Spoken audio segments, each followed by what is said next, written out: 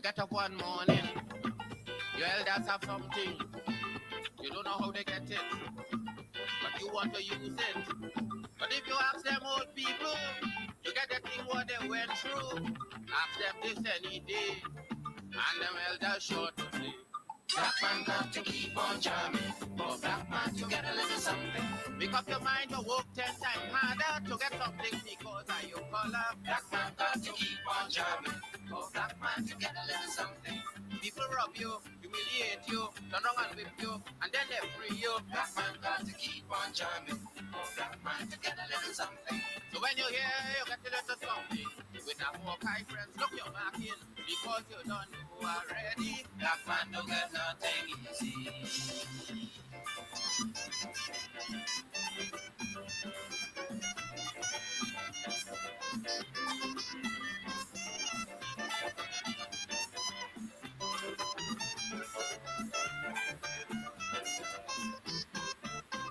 You get up one morning, and oil money running.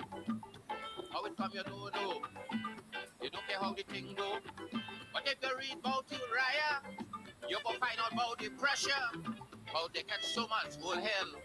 Get a penny from TLL.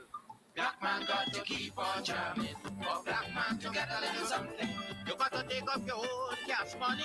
Pay people for your own refinery. Black man got to keep on jamming.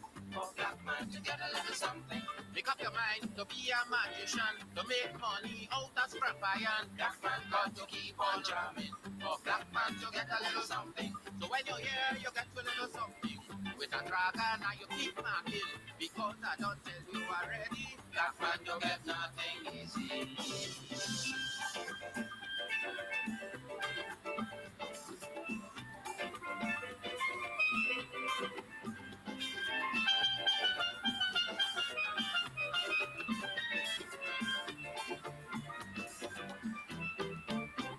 You get up one morning, independence happening. You think the thing come easy, you start taking liberty. But if you know about petition, we had to send to England for some woman to tell we in this colony free. Black man have to keep on jamming, for black man to get a little something. You got to go to conference in London to get independence in your own land. Black man have to keep on jamming, for black man to get a little something. The blade slave you, and then they whip you, turn wrong and sell you, and then they free you. Black man have to keep on jamming, for black man to get a little something. So when you're here, you get a little something. With a dragon and you keep marking, because you don't know this already. Black man don't get freedom easy.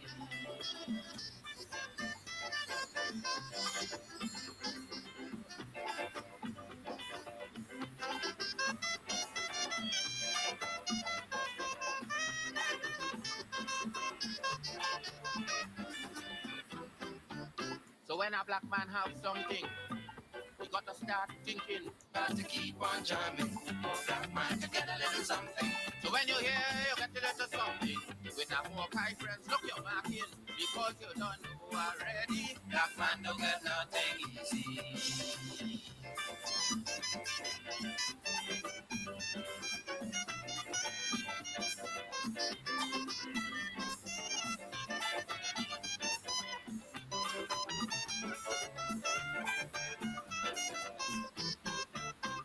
You get up one morning, and oil money running. How it come you don't know. You don't care how the thing go. But if you read about Uriah, you go find out about the pressure. How they get so much whole hell. Get a penny from TLL. Black man got to keep on jamming. For black man to get a little something. You got to take up your own cash money. Pay people for your own refinery. Black man got to keep on jamming. For black man to get a little something. Make up your mind to be a magician. To make money out of scrap iron. Black man got to keep on jamming. For black man to get a little something. So when you're here, you get a little something. With a dragon and you keep marking. Because I don't tell you already. Black man don't get nothing easy.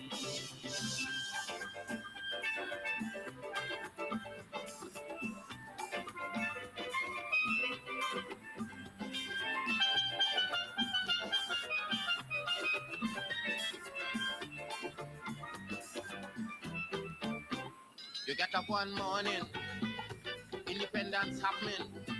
You think the thing come easy, you start taking liberty. But if you know about petition, we had to send to England for some woman to tell we in this colony free. Black man have to keep on jamming. For black man to get a little something. You got to go to conference in London to get independence in your own land. Black man have to keep on jamming. For black man to get a little something. You play slave you, and then they whip you, turn wrong and sell you, and then they free you. Black man have to keep on jamming. For black man to get a little something. So when you're here, you get a little something. With a dragon and you keep marking. Because you don't know this already. Black man don't get freedom easy.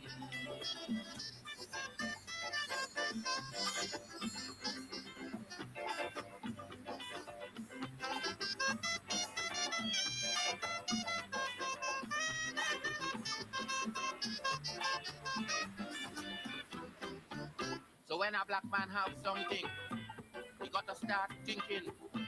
You get it easy. You got to practice economy.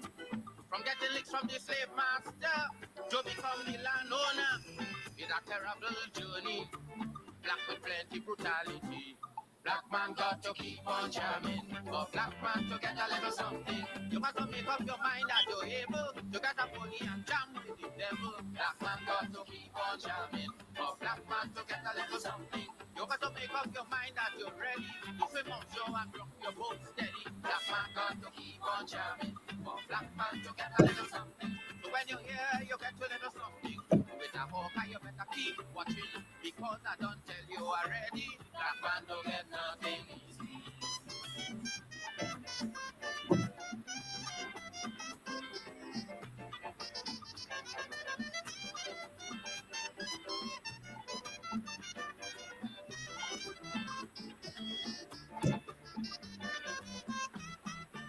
Black man got to keep on jamming.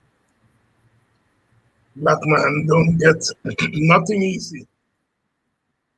The Black Stallion, Dr. Leroy Calise.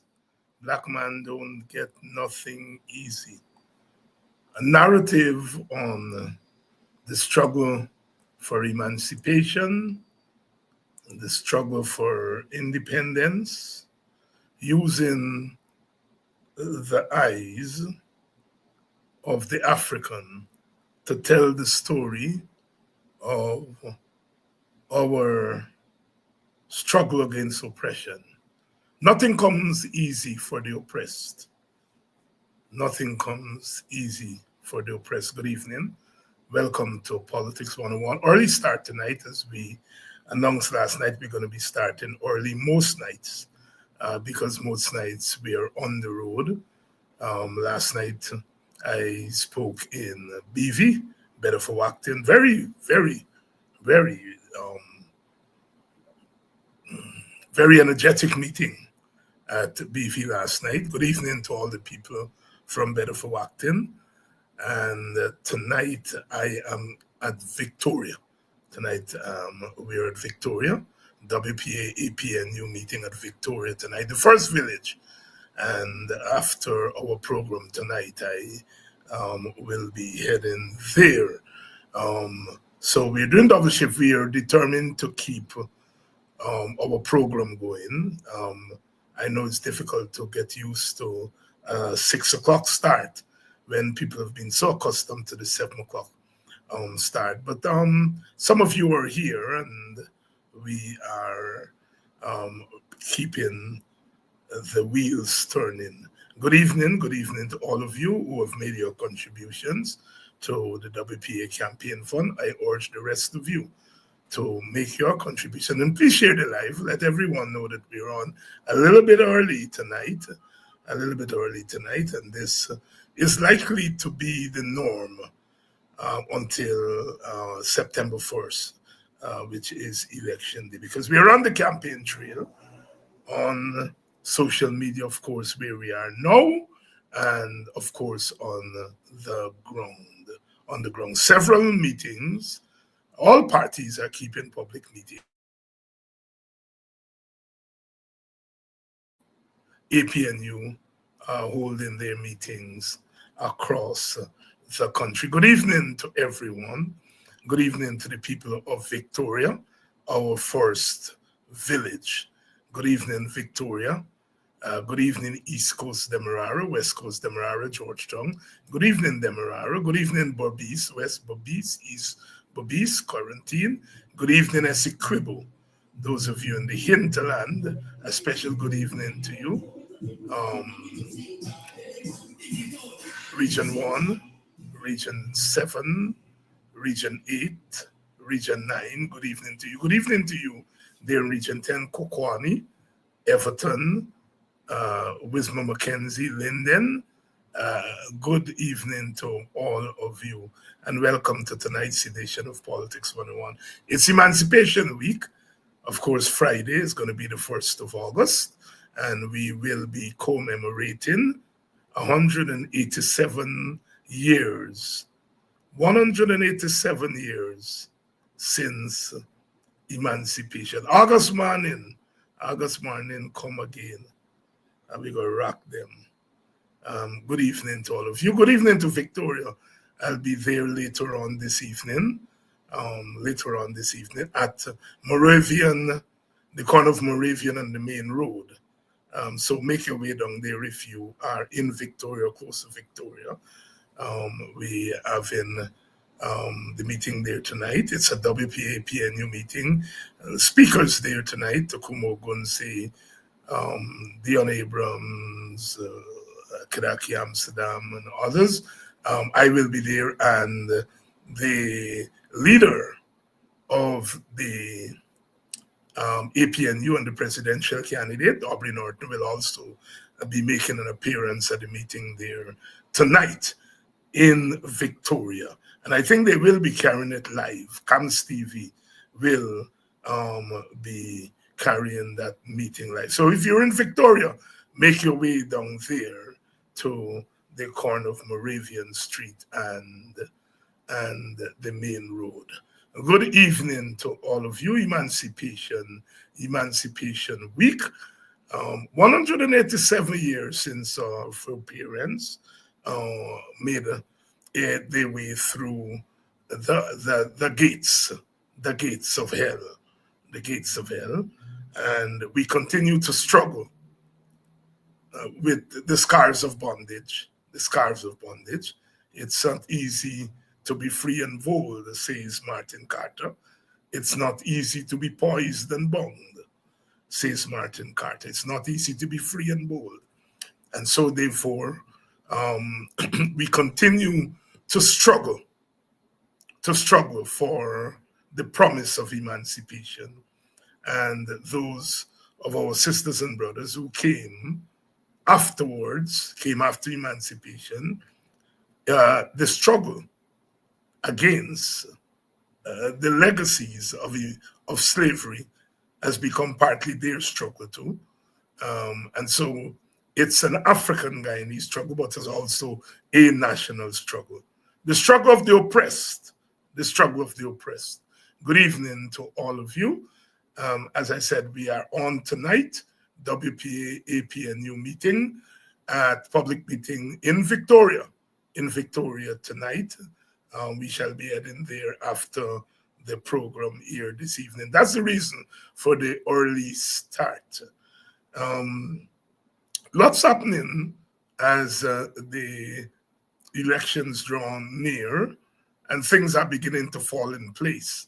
Last night at BV, we had quite a vibrant meeting, and we understand there have been meetings across the place. Last Friday, I was in I was in Annandale South.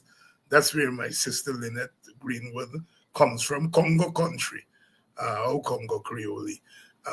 Very, very, very, very vibrant meeting there.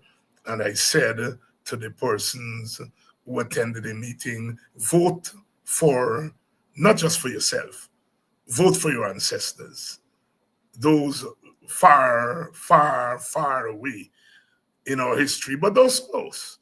And some of the people of Annandale who are now gone to the great beyond, Congo Creole, them go where one be one.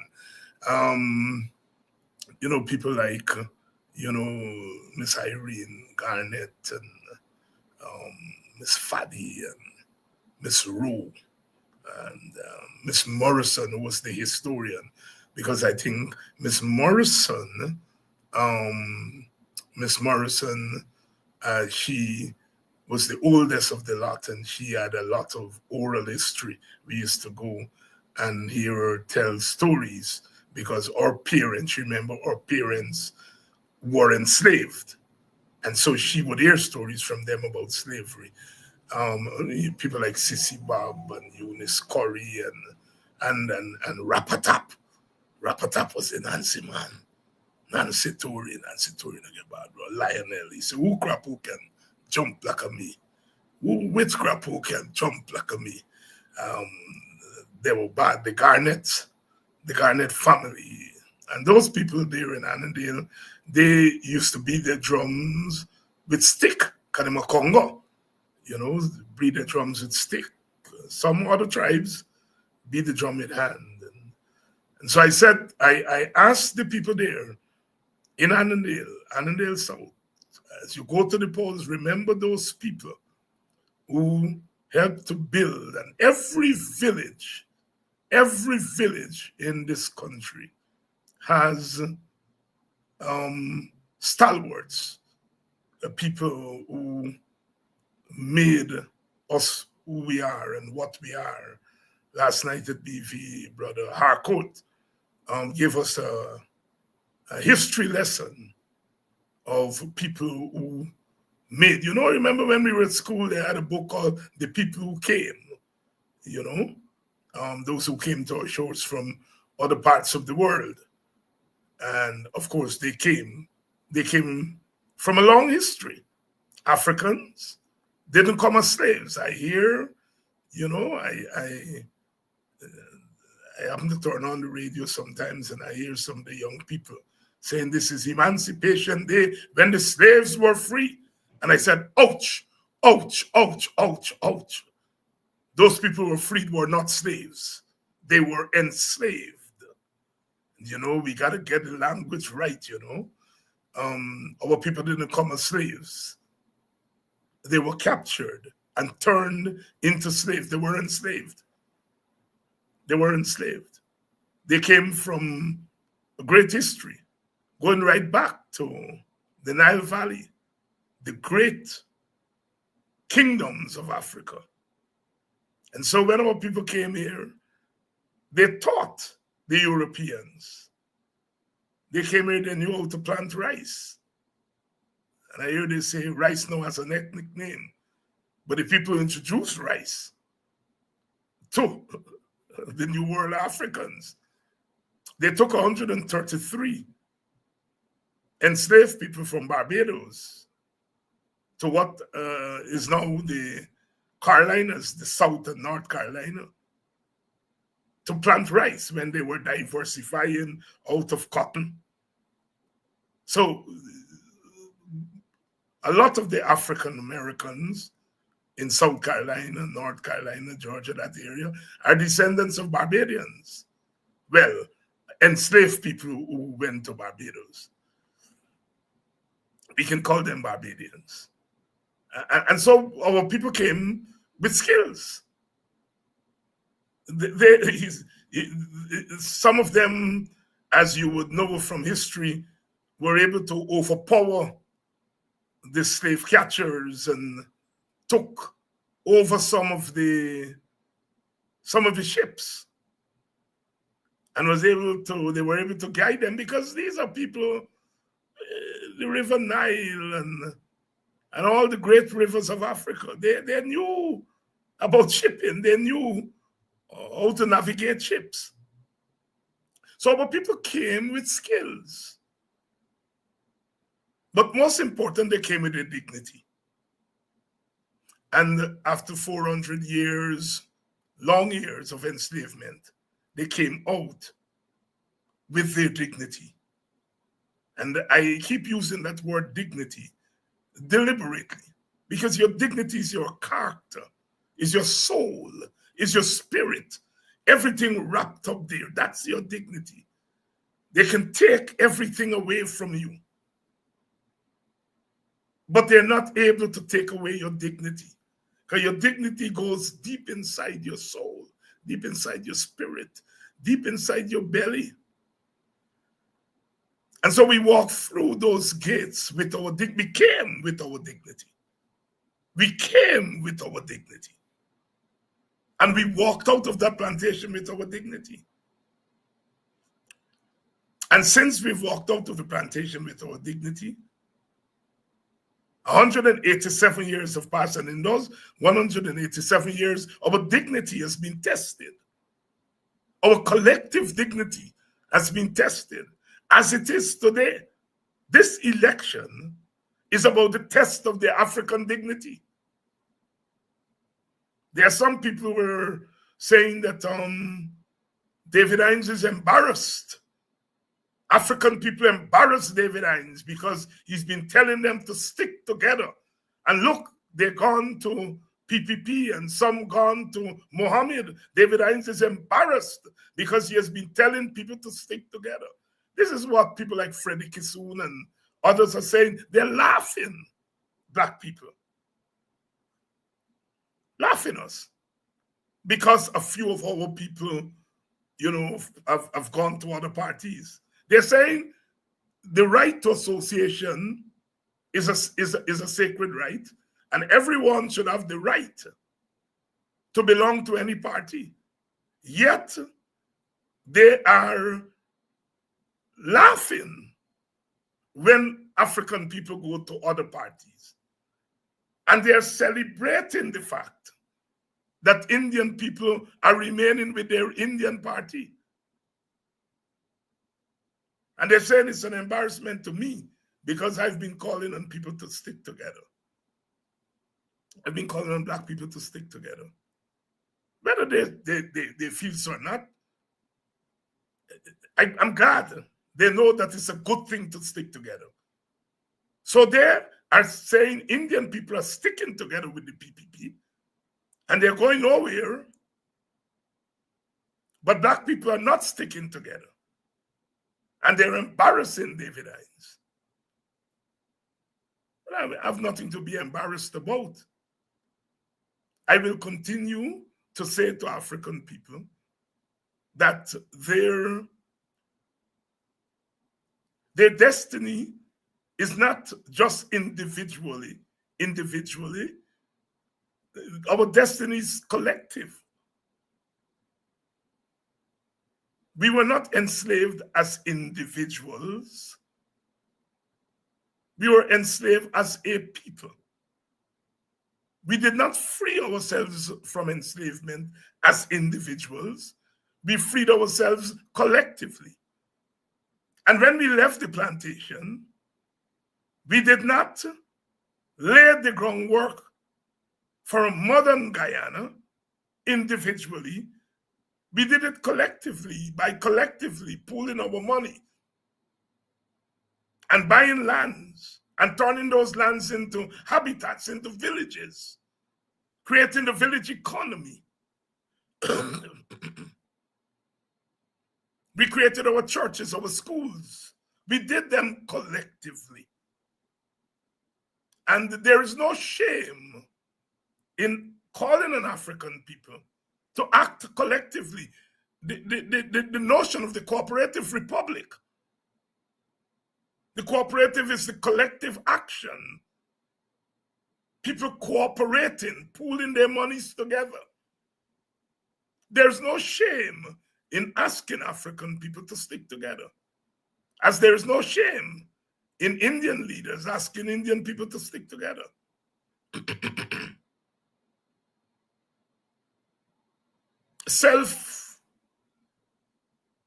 Self-love. Love yourself. There's no shame in loving yourself. The Bible says, love your neighbors, you love yourself. You can't love your neighbor if you don't love yourself. There's no shame. I don't feel any shame in asking Black people to love yourself. As I said, it's in the Bible. It means that the prophets were talking about that long before me. Long before me. Garvey calling us to love ourselves, self-reliance. Rely on yourself first. You can't talk about self-reliance for the country and tell me I cannot talk about self-reliance for parts of the country. There's a report that says that Guyana is the country that comes closest to providing all the food it needs. And that's self-reliance, and that should be celebrated. If we are able to get the policies to produce the foods that we need, and everybody's celebrating that. So if you're celebrating self-reliance for Guyana, why can't I talk about self-reliance for Africans? Or Amerindians talk about self-reliance for themselves? Or Indian Guyanese talk about self-reliance?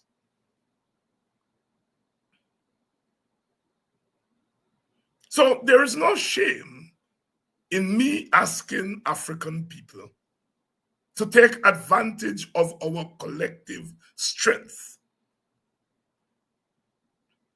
The vote is an individual construct. Each person has a vote. One person, one vote. In the old days, it was one man, one vote. When men could vote and women couldn't vote. One person, one vote. So the vote is individual. But that individual vote could have collective consequence.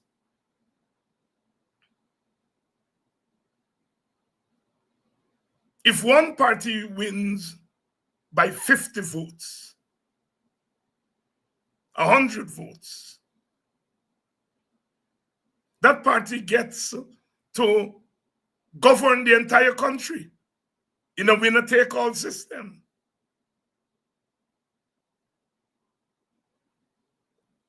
And those 100 votes or 50 votes or 200 votes, they're from 200 individuals. But those 200 individuals make the difference between a party winning or losing. So the vote is individual, but it's an individual construct that has collective consequences.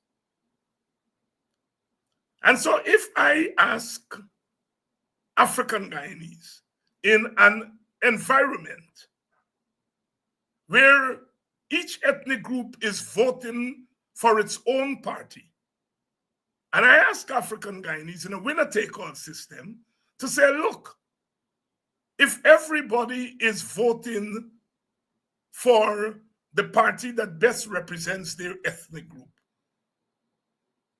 then if you do so, you're not breaking any rule. You're not breaking any law. I am for national unity and national government. I'm on record. I wrote an entire book on that.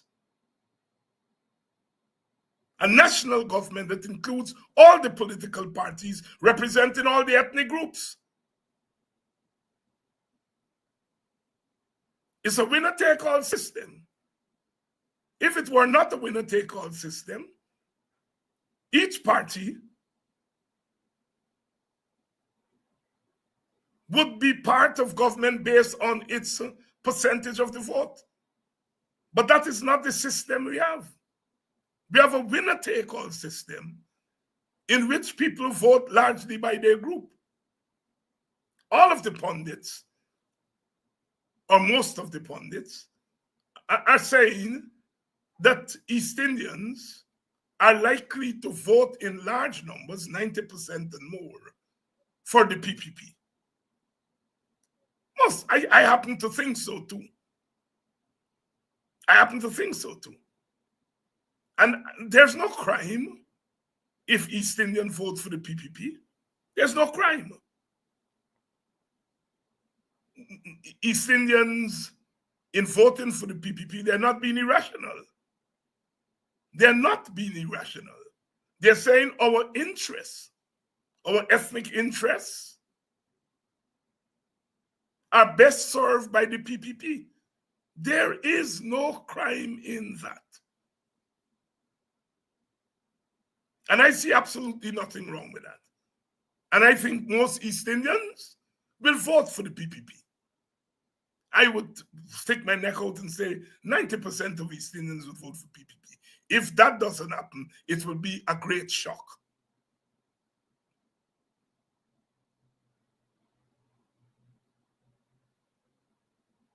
Amerindians tend to split their votes between the PPP and the PNC/APNU/coalition.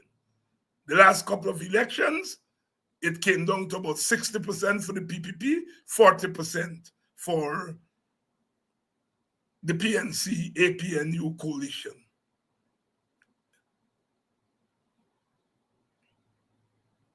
African Guyanese have historically voted for the PNC. I have been a victim of it. We in the WPA have run as the WPA, we've run as coalition, and we've run against the PNC. And although we have good standing, we have had good standing in the African community, good standing in the Indian community, neither of the two ethnic groups voted for us in any significant numbers. We had the situation in a village, I think we had about 8 candidates in a village on the quarantine, and we got 1 vote, which means even our own candidates vote for the PPP. You know, the man said, tell Dr. Rupnaraine, doctor, maybe want to vote for you, but when we go in a place, like a cup get a magnet, you draw me on. There's no crime in East Indians voted for the PPP. And there should be no crime if African people vote for the PNC/coalition/APNU. And there is no crime in me or anybody asking them to do that. Because the political system, the electoral system, says that we have to do that. If we had a different system, a power sharing system, where you vote for the party of your choice, and you know that at the end of the election, whether the party of your choice gets 1 seat or 2 seats, it will be in government. Then there will be no need for us to say to our people, vote for the party that best represents all of your interests.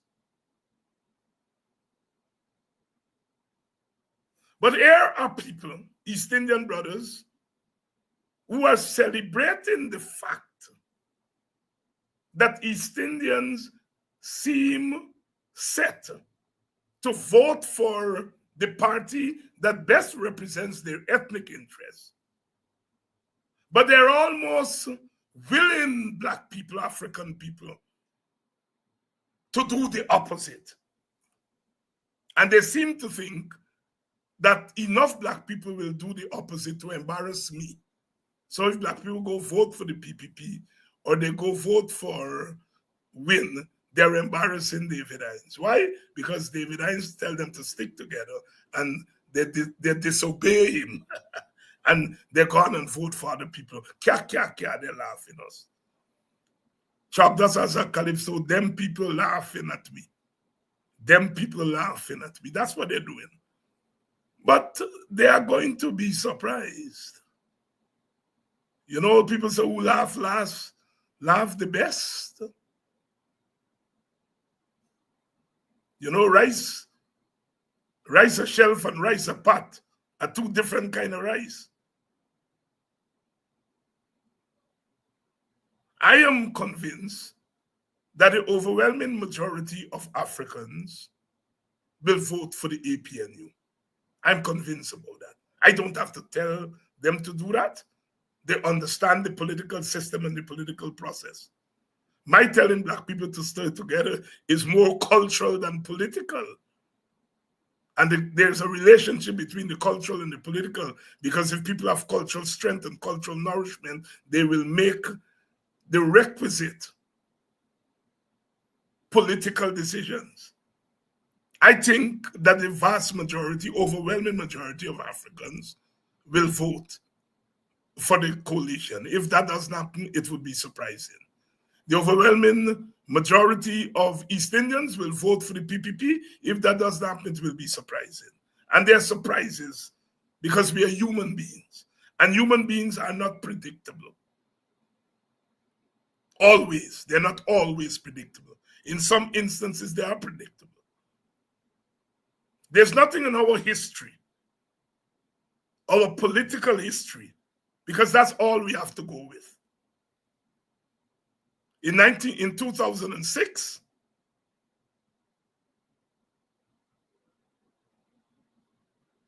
about 25,000, mostly Africans, left the PNC and they voted for AFC. AFC had an African presidential candidate, Raphael Trotman. He had left the PNC and gone over.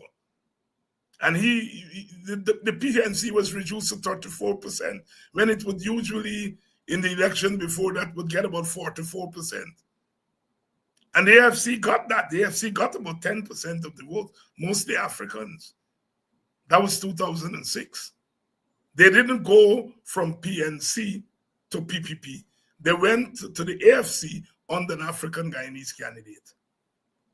In 2011, the PNC, which now merged with the WP and others to become APNU, in 2011, their votes went back to 45%, from 34 to 45. This time around, the Africans who had followed Raphael went back to PNC because in 2011, the presidential candidate was Ramjatan.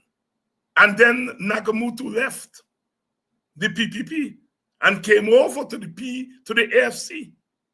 And the AFC was able to get, again, about 8 to 10% of the vote, this time mostly East Indians, because they had an Indian presidential candidate. 2011. So our history has shown that when people, some section of the base leaves, they don't go from one of the ethnic representative to the other ethnic representative. They go somewhere in the middle. Some people are suggesting that the African young people, some of whom seem to be gravitating towards Mohammed, they're not going to the PPP, they're going to them. And they're saying that some of them may go to win. We don't know. But I think the vast majority of Africans will vote APNU eventually. As I said, this election has a new dimension, and that new dimension is that vote buying and vote selling seems to have become a norm. And in an environment of poverty, it seems as though some parties think it's a good strategy to take advantage of people's poverty and to get their vote. When they were asking people on a program why Indian Guyanese are not moving to other parties and African Guyanese are moving, and one chap says, well, Indian Guyanese are satisfied with the PPP. So that's one reason they're not going. Second, that they're not going to go to Mohammed because Mohammed is endangering the country and Indian Guyanese don't want the country to be endangered. And then Freddie Kissoon said, David Hines, Takumo Ogunse, Rickford Burke, and Mark Benchop frightens Indians. So Indians are going to stay put for those three reasons. But Africans will move. No. Black people frighten Jack Dio. They frighten Jack Dio more than Indian people frighten me. I never presided over the licking down of black people's homes. I never preside over the killing of their sons, Indian people's sons. I never preside over licking down Indian people's homes. I never preside over covering up an Indian Adriana Young. So if Indian people would frighten me, who ain't do them nothing, what should black people do with the PPP leaders who preside over government that kill their people, kill their children? They have every reason to frighten Jack Dio and Ali and the Win leader, because all them were birds of a feather flock together. African people have every reason to frighten them.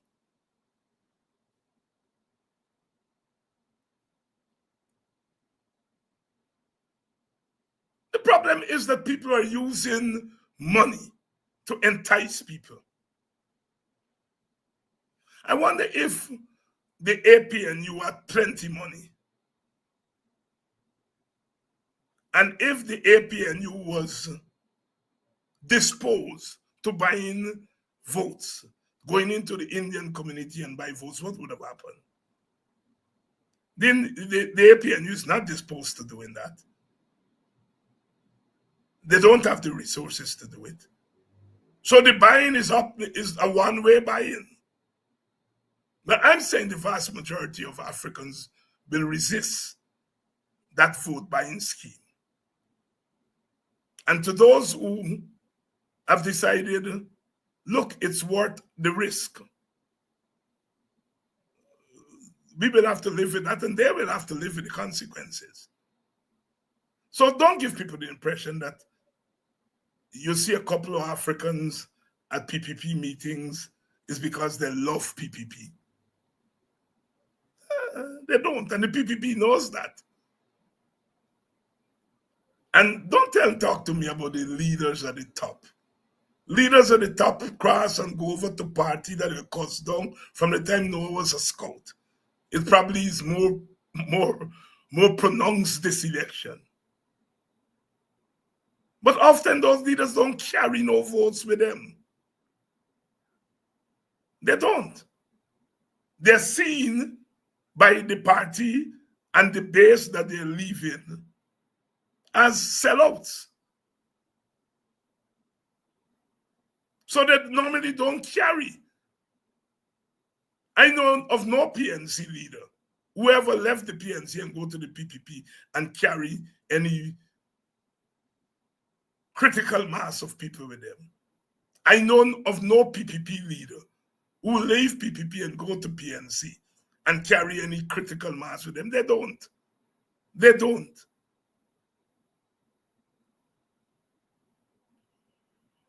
And people say it's their right to join whichever party they are. It's their right. But it shows a kind of individualism versus the collective. Because a lot of them were quote unquote elected collectively by the APNU PNC base. And so when they leave and they don't take the base, they're leaving against the wishes of the base. They didn't go to the base and say, look, I don't like the PNC no more, and I'm going to the PPP. What do you think? Did any of them go to Linden and hold a public meeting and say, I call this meeting to ask your opinion since you elected me, you invested in me? Did they call a meeting in Georgetown or wherever they live? Or whoever think, no. Amanza is the only one, and Simona, they didn't ever go to the PPP. They formed their own party, and in a sense, they're part of the opposition. But the others who have gone over, did they consult their constituency? You see, you can say it's your right to join. If it's your right and you're acting based on your right, you have to consider that you were not elected by yourself. The people elect you. In fact, we don't have a constituency system. So each of those MPs really is they're representing 220,000 people. Did they ask those 220,000 people what do they think? No. But so people crossing from one party to the other party is not the big issue, because they don't change the electoral equation. They don't. History has shown that. Whenever people have left, they've gone halfway, meaning they don't go from one ethnic party to the other ethnic party. They go halfway. So, sisters and brothers, this obscene spectacle of these Indian comrades laughing because some Africans are showing a propensity to vote for Mohammed. They're laughing. Kya, kya, kya, kya, kya. Indian people not going, but black people going. And we have some well-meaning people will look at the WIN platform and say, what a multiracial platform. What a multiracial crowd. 95% African and 5% other ethnic, they call it multiracial. Sometimes you wonder about it. And those people mean well. They mean well. They're not nasty people. But what they don't understand is if Africans or a critical mass of Africans is deciding they're going to go for other parties and zero Indians, that's not an advance on multiracialism. It's not an advance on multiracialism. Because I can tell you, the Mohammed phenomenon of Africans giving Mohammed a look, especially African youth, or some Africans finding themselves with red jerseys, it's not sustainable. People got dignity, and you can assault their dignity because they may not be able to resist it. At some point, they are going to resist it. There are some of the African youth, I understand, believe that Mohammed could win the election. They feel that Indian youth is going to join them with Mohammed and they're going to win the election. After September 1st, when they find out that that's far from reality, they're going to turn on Mohammed. It is not sustainable.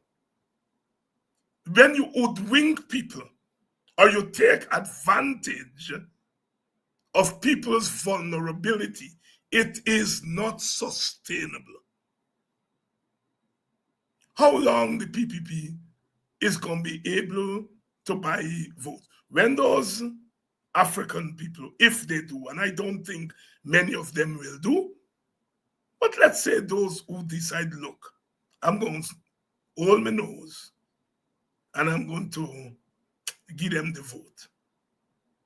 When they wake up after September 1st, God forbid, and find out that they still got to cry for their son getting shot by the rogue police, they still can't get enough money to invest in a real business, that the economic condition, and they're going to turn on PPP.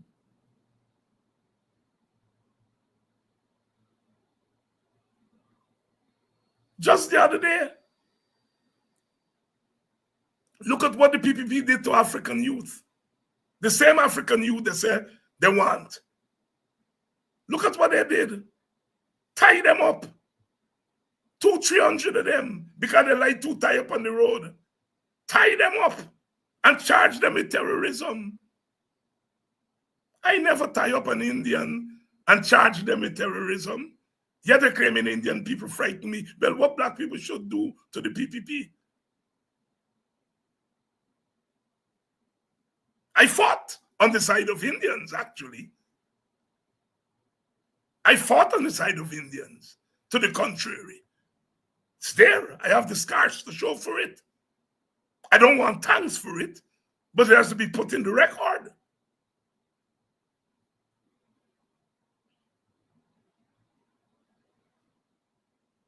But I never do nothing to Indians, and they claim Indians frighten me.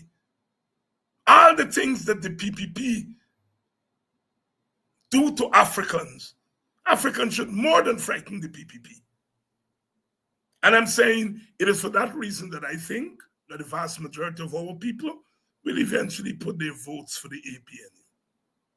And it's not necessarily a racial vote. It's a common sense vote. Other groups are not sharing out their votes. And you go sharing your votes, weakening your chances of your group getting into government. By sharing your vote, you are facilitating the ethnic group that been killing you by children, that been shooting you down on the road, bulldozing your house, covering up the murder of your children. You're facilitating them going back to office. That's not rational. That's not rational. And because it's not rational, the vast majority of Africans wouldn't do it. And those who are doing it are taking a chance.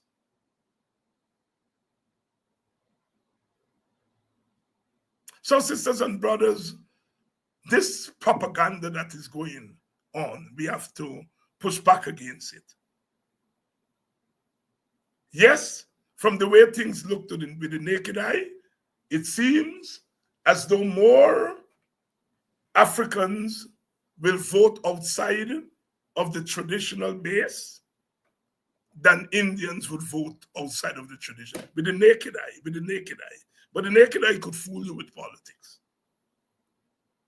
But even if that were so, even if a small percentage of Africans were to vote outside of the traditional support base, it's not a reason to panic. We have some work in trying to talk to those young people and let them understand that while they may be driven by certain sentiments, that the consequence could be dangerous for them in the short and medium term, and perhaps even the long term. We were not enslaved as individuals. We did not spread our votes to parties to get out of slavery. We came together as an oppressed people, as a people who've been shackled. We came together and freed ourselves. Sticking together is not a bad thing.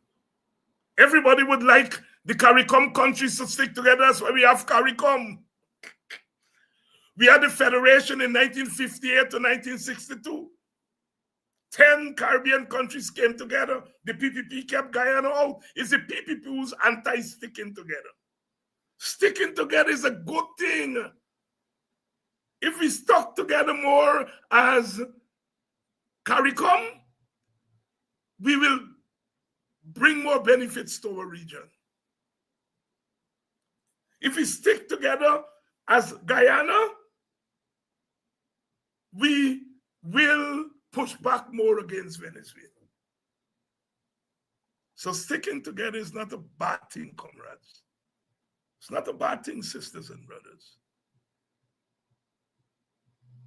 Our people stuck together and bought land and created villages, created civilization in Guyana.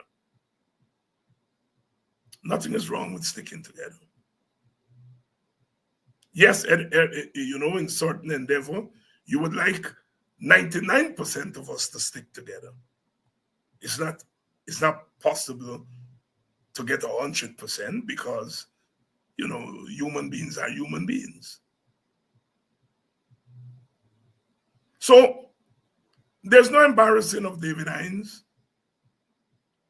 if only 90% of Africans stick together at this election. That's an embarrassment to me.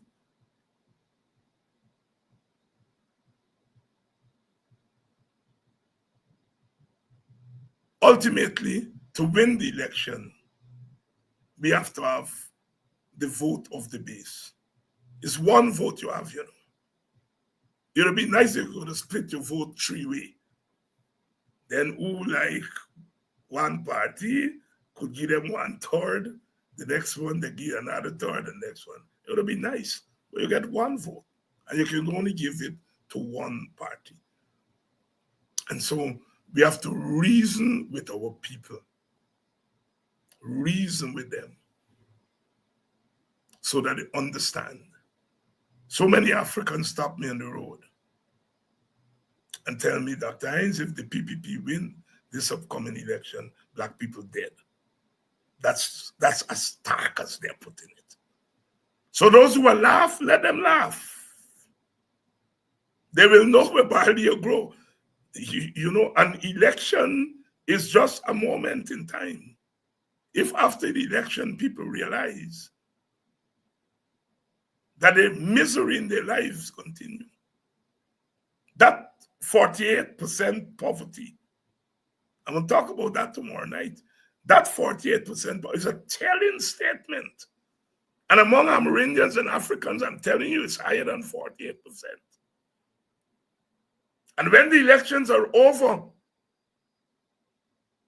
and poverty is not dealt with, the PPP jumping around the place and saying, oh, poverty is low. Well, if poverty is low, where are your studies? Where are the numbers?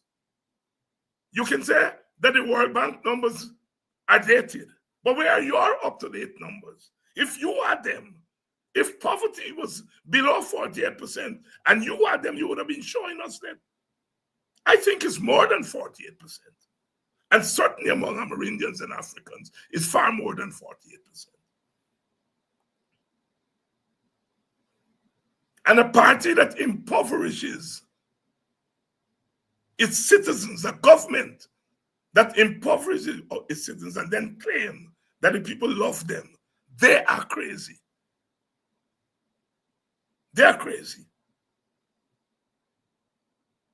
The only party that has made an unbridled commitment, the only parties are the APNU parties, an unbridled commitment to ending poverty. The WPA, as you know, is in the forefront of that. We don't want to play games with people. I rather an African person tell me that I am no longer poor, but I go in and vote for the PPP, or an Indian say, I'm no longer poor, but I go in and vote for the APNU. I will be satisfied because I want poverty to end. Too much misery in poverty. And when the PPP come and gives you, every 5 years, gives you a contract for 1, 2, 3, 4 million, that is not going to end poverty. First of all, they give 20 or 30 you all the contract. And 30 by 2 million, that's 60 million. In a village of 7,000, 6,000 people. Tell me how that will trickle down and end poverty in that village. It can't. When they're going to give you $100,000 here and there, tell me how that is going to end poverty. It can't. You're in debt. Each poor person is in debt. If you don't owe the shopkeeper, you owe yourself because you're not able to buy the food to nourish yourself. So you're sick. your children sick because of poverty. So when we say cash transfers, so that you can get some money to spend it how you see it. Increase wages, where we are ensuring that each person has a basic income, each Guyanese, each adult, each working person has a basic income. Regardless of what happened, you're guaranteed a basic income. They call it universal basic income. A basic income to take care of your basic needs. What you earn after that is extra money that you can then invest in something. That is why we are saying a basic income. A cash transfer by law. And if you're a public servant who we owe public servants so much money in the wages of the PPP have denied them since 1999. Before, but since 1999. And WPA is saying, give them a piece of land in lieu of those wages that are owed. Some may take it in a house lot. Some may take it in a piece of land to go and farm. Some may say, I don't need the land, but giving it to my children. That's how you deal with poverty. And you're not giving people free money. It's their money you're transferring to them. And you can do what we call conditional cash transfers. We give you the cash transfer, but you no longer need to have your child out of school selling plantain chip on the road. We're going to check to make sure that your children go to school. You no longer have an excuse not to send your children to clinic or carry them to clinic. So we're going to say, in exchange, that's one way of doing it. It's called conditional cash transfer. In exchange, look, we are asking you to send your children. And we will measure the end of the year. And all the studies where cash transfers have been used and are being used show that school attendance went up astronomically. Attendance at clinic and health centers went up. So we are not giving money to feel nice. The money that you're getting with the cash transfers, the increased wages, it has an objective. And the objective is to take you out of poverty. And you will have to make a choice whether the PPP, $100,000, $20,000, $30,000, if it could have taken you all out of poverty, it would have done so a long time. They've been doing it for 5 years. How long?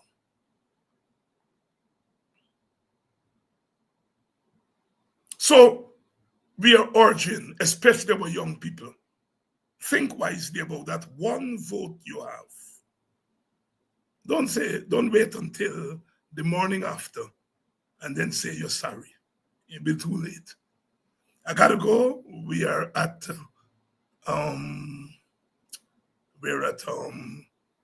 Victoria tonight. I think that meeting has started already. Should have started at 6:30. So I'm rushing down there to speak now. But at least we got in 1 hour of our program. Please contribute to the WPA campaign fund, however small, however big. We welcome, because we are on the road. We are on the road. I'm gone. I'll see you all tomorrow night. Tomorrow, the public meeting is moving to Ansgrove Market Square. Ansgrove Market Square tomorrow night. Tonight is Victoria. Tomorrow night is Ansgrove on course on Emancipation Eve, where the Buxton lined up Yoruba singers, and the main speaker will be Aubrey Norton. So I'm gonna see you all tomorrow night.